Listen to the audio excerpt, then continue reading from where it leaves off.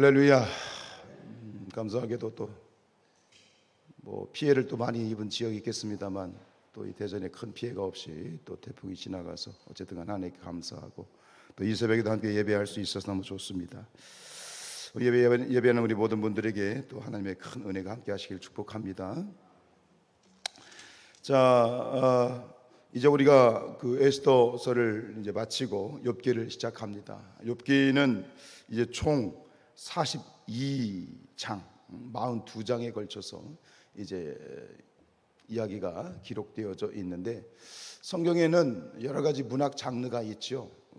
모세오경, 역사서 혹은 여러 가지 서신서 있는데, 이제 이 구약에서 소위 말하는 시가서라는 책이 있습니다. 시가서란 말은 그게 무슨 형식이라는 거예요? 시라는 거예요. 시의 형식을 가지고 있다는 건데, 이 구약에 5권의 책이 있습니다. 그게 뭐냐? 욥기부터 시작해서 욥기, 시편, 잠언, 전도서, 아가서. 근데 우리는 여기서 한 가지 놀라는 거죠. 욥기는 뭐예요? 시입니다.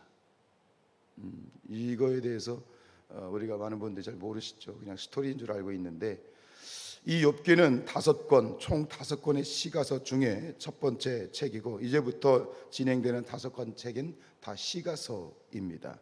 특별히 이 욥기는요, 발단 결말, 그러니까 1장, 2장, 그리고 마지막 42장 중에 10절, 앞뒤만 산문으로 되어 있고, 중간에 있는 본론, 전개와 절정 부분, 대부분의 본론 부분은 다 운문, 시로 되어 있습니다. 특별히 이 시는 대화체 형식으로 서로 욥과 세 친구들 혹은 하나님과 이 세 친구들, 이 대화체로 되어져 있는 그러한 이 고대 극시, 하여튼 대화체로 되어 있는 시라고 할 수 있는데, 욥기는 어느 특정한 시대에 특정한 사건을 다루고 있는 것이 아니라, 욥기는 모든 시대를 초월해서 우리 인생들이 가지고 있는, 우리가 살아가면서 경험하게 되는 어떤 문제들, 갈등들, 우리가 흔히 경험하는 그런 실존적인 문제들에 대해서 우리가 가져야 될 신앙적인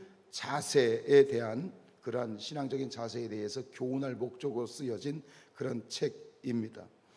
욥기, 우리가 보통 욥기 하면 우리는 다 알고 있죠. 욥이 어떤 고난을 당했는지 알고 있는데, 근데 대부분 그 내용은 1장, 2장에 있는 내용이에요. 그 뒤에 나와 있는 3장부터 마지막 42장까지 내용은 잘 깊이 들어가지 않습니다. 잘 다루지 않아요. 근데 우리가 이제 욥기를 읽으면서 욥기에 이런 일이 얘기가 있었구나 하는 것을 우리가 이제 대부분의 40장을 걸쳐서 쭉 발견하게 될 텐데요. 그러니까 우리는 사실 욥기에 대해서 서론만 알고 있는 거지, 그 본론 안에 있는 내용들은 잘 우리가 터치를 안 하고 있어요.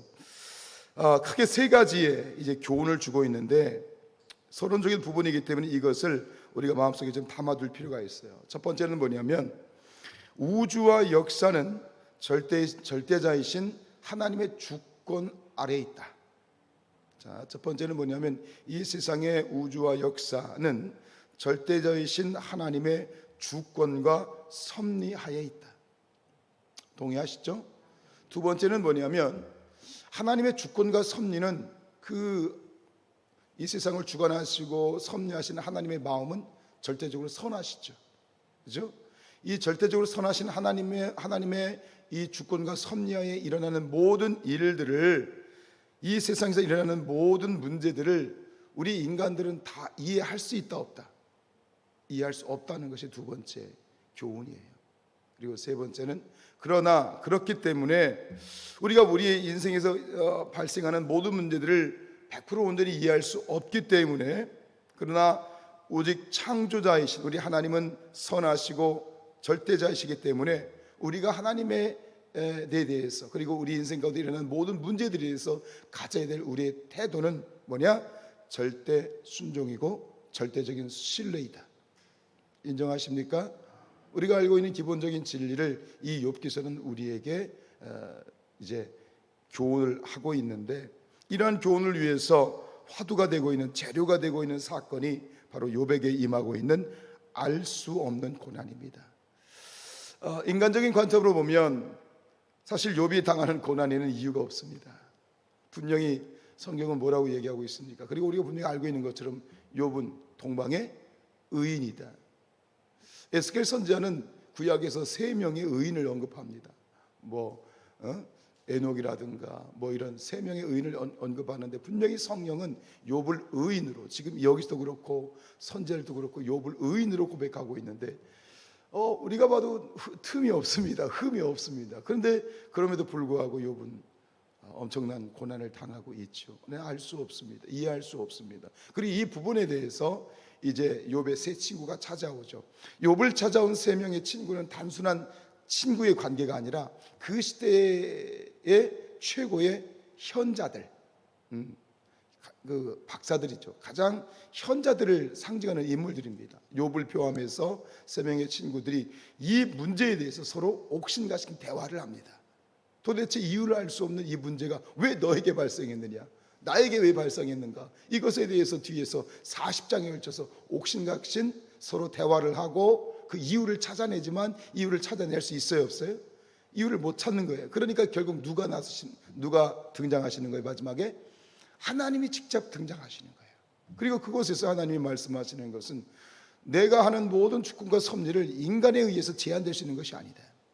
하나님의 절대 주권을 말씀하시고, 그리고 하나님의 절대 주권과 섭리는 사람에 의해서, 사람의 생각에 의해서 제약받을 수 있는 것이 아니다 라고 말할 때에 이 욥과 세 친구는 그 앞에서 순복하죠. 아멘 합니다.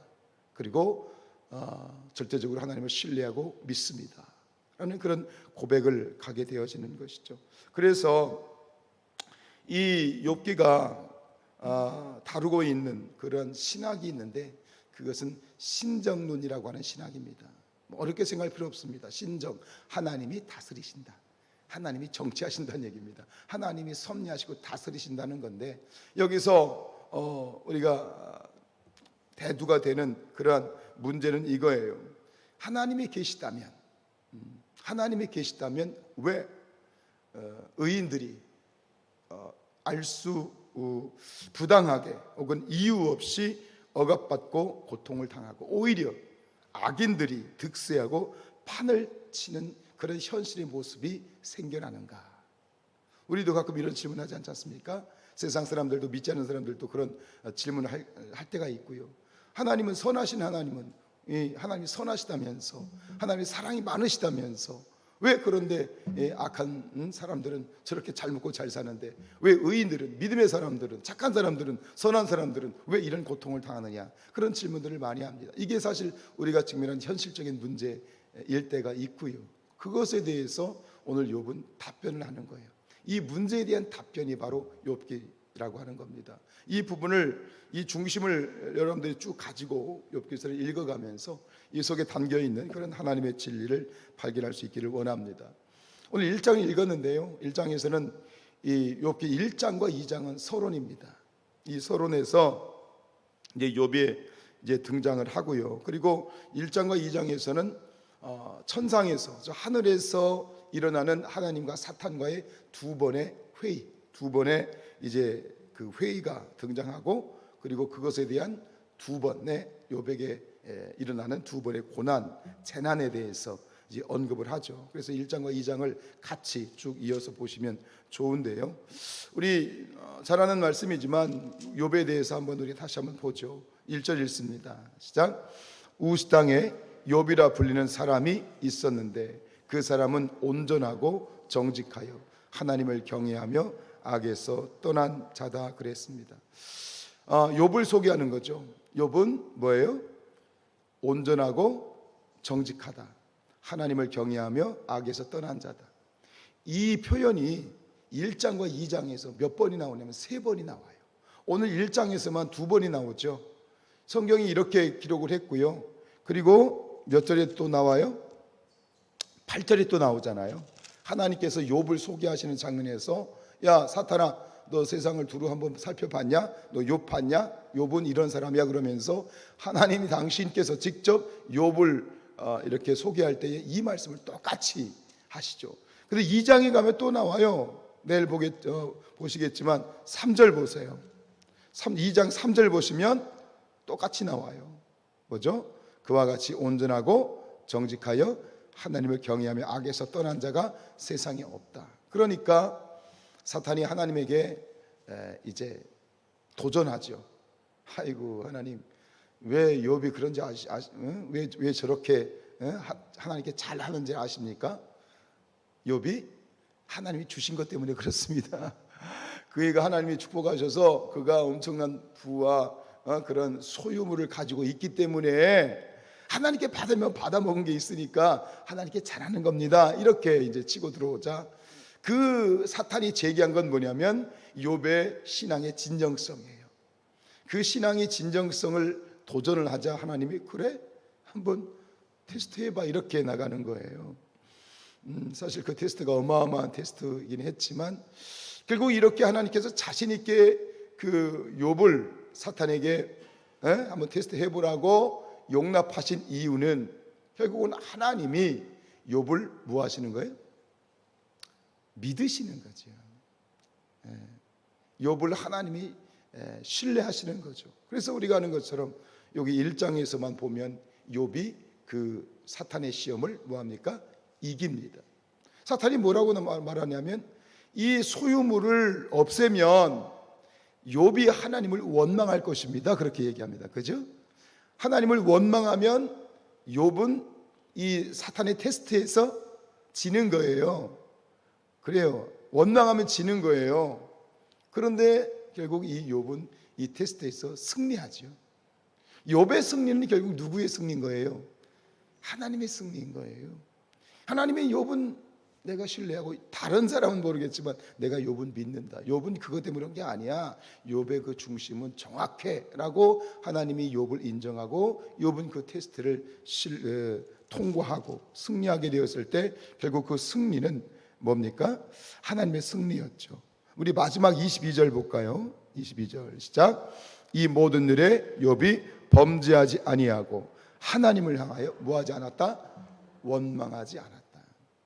원망하지 않았다. 2장에 가면 입으로 범죄하지 않았다. 이렇게 또 나오게 되어지는데 여러분 그랬으면 좋겠어요. 욥처럼 뭐 욥을 통해서 우리가 배우는 교훈 또 오늘 1장에서 주신 교훈은 그거인 거죠.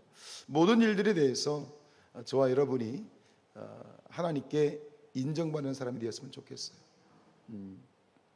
근데 여기서 욥을 소개하고 있는 이 1절 말씀이 굉장히 의미 있는 건 뭐냐면 이 사람은 온전하고 정직하다 그리고 하나님을 경외하고 악에서 떠난다는 것은 이게 중복된 표현이에요. 여기서 말하고 싶은 핵심은 이거예요. 욥은 온전하고 정직하다. 이게 온전하다는 얘기는 뭐냐면 대신관계, 즉 하나님과의 관계를 말하는 겁니다. 온전하다는 것은 욥이 하나님과의 관계에서 온전하다는 거예요. 그것을 뭐라고 표현했죠? 하나님을 뭐했다? 경외했다라고 다시 반복하는 거예요. 그러니까 온전하다는 것은 하나님과의 관계에서 하나님을 경외했다는 얘기고, 그럼 두 번째 뭐죠? 정직하다. 이거 누구와의 관계? 대인관계. 그러니까 온전하다는 것은 하나님과의 관계를 말하는 거고, 정직하다는 것은 사람과의 대인관계. 대인관계에 있어서 욥은 어떻게 돼 있어요? 악에서 떠난 자다. 그러니까 똑같은 표현이 두 번에 의해서 다시 부연돼서 중복적으로 표현되고 있는 거죠. 욥은 뭐예요? 하나님으로부터도 인정받았지만 욥은 사람으로부터 인정받는, 하나님에 대해서는 온전하고 하나님이 경외하는 사람이었고, 사람의 관계에 있어서는 정직하고 사람에 대해서 악을 범하지 않고 사람부터 인정받는 사람. 이것이 오늘 분명히 주님께서 말씀하시는 것처럼 너희의 착한 행실을 통해서 하나님께 영광을 돌려라 라는 신약의 말씀으로 오늘 우리에게 다시 도전을 주죠. 온전하다는 것, 정직하다는 것, 하나님과 사람의 관계성 속에서 늘 부족하죠. 우리가 그죠? 부족하고 하나님 앞에 많은 한계를 가지고 있지만 어쨌든 간 부족함 가운데에서도 우리가 죄를 짓고 안 짓고 뭘 하고 못하고를 떠나서요, 중요한 건 우리의 중심인 것 같아요. 부족하죠. 중요한 건 하나님 앞에 늘 깨어서 하나님 부족합니다. 도와주십시오. 하나님을 바라보는 것. 하나님이 원하시는 것은 내가 뭐 도덕적으로 윤리적으로 율법적으로 똑바르고 정말 법 없이도 살 수 있는 그런 존재로 살아갈 수도 없지만 그런 존재로 살아가는 것이 중요한 것이 아니야. 하나님은 우리에게 받으시고자 하는 건 우리의 뭐예요? 마음 중심이에요. 동의하십니까? 중심이에요. 네, 나 잘났다고 의시되고 교만하고, 하나님 제일 싫어하는 게 교만이거든요. 교만은 뭐예요? 간음이에요. 교만의 다른 이름은 간음이거든요. 그 간음이라는 게 뭐예요? 하나님이 아니라 다른 존재에게 마음을 쏟는 거거든요. 그게 간음이에요. 그게 우상 숭배고요. 우리의 중심은 뭐예요? 내가 윤리도덕적으로 율법적으로 온전하고 안 온전하고, 이거는 복음 안에서 의미가 없어요. 사실은 중요한 건 뭐죠? 중요한 것은 하나님에 대한 마음. 하나님 긍휼히 여겨 주십시오. 하나님 없으면 안 됩니다. 하나님 없으면 저는 허수아비입니다. 저는 짝퉁입니다. 이 중심을 온전히 다시 한번 우리 가운데 하나님께 올려드리고, 오늘도 최선을 다해서 우리가 살아가게 될 때 하나님의 인정받고 세상 가운데에서도 인정받는 그런 거룩한 구별된 우리 성산의 가족들 되시기를 주님의 이름으로 축복합니다.